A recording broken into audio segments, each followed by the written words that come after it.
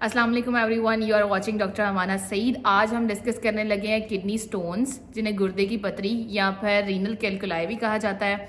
सबसे पहले हम करते हैं कि किडनी स्टोन्स होते क्या हैं। किडनी स्टोन्स बेसिकली एक हार्ड मटेरियल होता है जो आपके एक या दोनों गुर्दों के अंदर अपेयर हो जाता है। अब बात करते हैं types of kidney stone. Kidney stone basically 3-4 तरह के होते हैं। इसमें कैल्शियम ऑक्सलेट स्टोन्स भी होते हैं, इसके अलावा यूरिक एसिड स्टोन भी होते हैं और क्रिस्टाइन स्टोन्स भी होते हैं। सबसे ज्यादा जो हमें पेशेंट में देखने को मिलते हैं वो होते हैं calcium oxalate stones. Calcium oxalate stone बनते किस तरीके से हैं? ऑक्सलेट एक बाय प्रोडक्ट के तौर पर रिलीज होता है आपके फूड से और फिर जाके कैल्शियम के साथ बाइंड कर जाता है। जब वो कैल्शियम के साथ बाइंड करता है तो स्टोन बना देता है। वो स्टोन आपकी किडनी के किसी भी पार्ट में जाके एम्बेड हो जाता है और आपका जो यूरिन फ्लो होता है उसे ब्लॉक कर रहा होता है। ये किडनी को परमानेंटली डैमेज भी कर सकता है और रीनल फेलियर भी कॉज कर सकता है इन फ्यूचर। चलें जी, अब बात करते हैं किडनी स्टोन्स का फंक्शन क्या होता है, ये करते क्या है अगर किसी भी पेशेंट में अपेयर हो जाते हैं। सबसे पहले इनका ये काम होता है कि ये आपके यूरिन का जो फ्लो होता है उसे ब्लॉक कर देता है। जब प्रॉपर पर्सन यूरिनेशन नहीं कर पाता तो उसको मल्टीपल सिम्टम्स अपेयर हो जाते हैं, वो आगे हम डिस्कस करते हैं। इसके अलावा वो जगह, वो पार्ट ऑफ द किडनी जहाँ पे वो स्टोन्स एम्बेड होते हैं या स्टक हुए होते हैं, वहाँ पे इन्फेक्शन भी स्टार्ट हो जाता है। तो फिर जब पेशेंट हमारे पास आता है हम चेक करते हैं कि एक इन्फेक्शन पेशेंट को किस हद तक हुआ है। फिर हम उसके लिए एंटीबायोटिक की डोज भी स्टार्ट करवाते हैं और बाकी मेडिकेशंस भी स्टार्ट करवा देते हैं। अब हम डिस्कस करने लगे हैं symptoms of kidney stone. Kidney stone के सिम्टम्स से ही हमें आइडिया हो जाता है कि ये जो सिम्टम्स जिस पेशेंट को आ रहे हैं 90% है कि उसको किडनी स्टोन ही है। बाकी हम लैब डायग्नोसिस के थ्रू कंफर्म भी कर देते हैं। सबसे पहले क्या होता है कि जो पेशेंट आपके पास किडनी स्टोन के साथ आता है वो आपको कंप्लेन करता है कि उसको बहुत ज़्यादा पेन है किडनी वाले रीजन के अंदर। देन सेकेंड वन, वो कहता है कि यार मुझे जब यूरिनेशन होती है तो मुझे एक बर्निंग पेन आती है इस पूरे रीजन के अंदर, और जब यूरिन करता हूँ तो उसके अंदर ब्लड भी आता है। फोर्थ थिंग ये है कि एक पेशेंट को ऑब्वियसली इन्फेक्शन हो गया है किडनी स्टोन्स की वजह से, तो उसको फीवर भी होगा। उसके अलावा उसको वॉमिटिंग भी आ रही होती है। उसके अलावा उसकी ये भी कंप्लेन होती है कि यूरिन के अंदर से बहुत एक बैड और बड़ी एक वर्स सी स्मेल आ रही है उसको। ये सारे सिम्टम्स हैं किडनी स्टोन्स के। बाकी हम फर्दर मूव करते हैं लैब डायग्नोसिस की तरफ, जो कि हमें कंफर्म कर देंगे कि patient is suffering from the kidney stone और उसका साइज कितना है वो हमें अल्ट्रासाउंड प्रॉपरली कंफर्म कर देती हैं।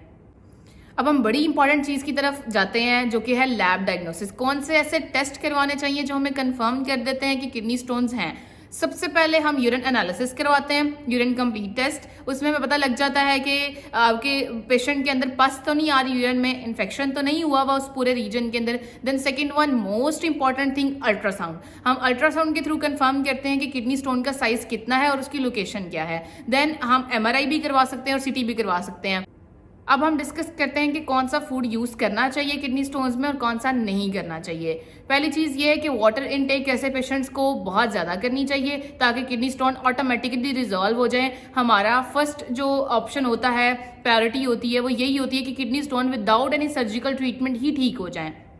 इसके अलावा कौन सा ऐसा फूड है जो अवॉइड करना चाहिए किडनी स्टोन्स के अंदर? सबसे पहले आपने कोई भी सोडियम रिच फूड है लाइक जिसके अंदर सॉल्ट बहुत ज़्यादा है उसको आप अवॉइड करें। रेड मीट अवॉइड करें, एग्स अवॉइड करें। इन शॉर्ट आपने प्रोटीन इनटेक थोड़ा कम कर। अब हम बात करने लगे हैं ट्रीटमेंट ऑफ किडनी स्टोन्स।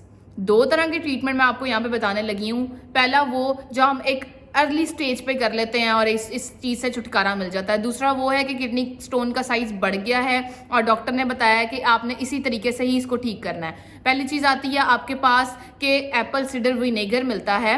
आप अगर वो यूज़ करेंगे तो किडनी स्टोन ऑटोमेटिकली रिजॉल्व होना शुरू हो जाते हैं। इसका फिनोमेना क्या है? इसका फिनोमेना बेसिकली ये है कि एप्पल सिडर विनेगर के अंदर एसिटिक एसिड होता है। वो एसिड आपकी किडनी स्टोन का रिजॉल्व करता है और किडनी स्टोन यूरिन के थ्रू बॉडी से मूव आउट हो जाते हैं।